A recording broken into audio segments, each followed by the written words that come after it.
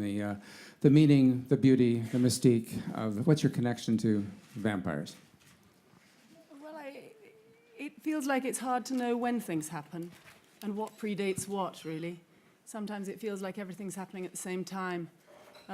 In kind of real dog years, we made this film last year, and Bowie and I made that film with Floria Sigismondi earlier this one, so yeah. But I always feel like we made that Bowie video about 10 years ago somehow, I don't know. Vampires, why are we so fascinated by them? I suppose because they live these long, long, potentially never-ending lives.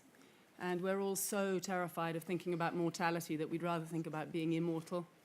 And there's something about the way they live in the kind of wainscoting of life. They're in the backwaters. And I think one of the things that I love in this film is the sort of the idea of invisible lives, invisible work, unclaimed work, or that feeling of making work and not wanting it to go out in the world, but just putting it out into the ether somehow. I think that's that whole idea of invisibility and yet existing invisibly is really beautiful.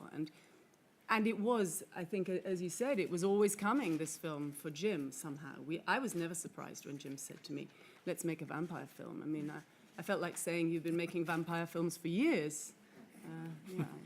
It feels a very, very natural state, that sort of invisible, immortal world.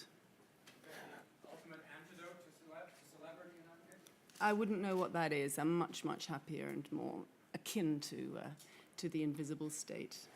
What was your approach to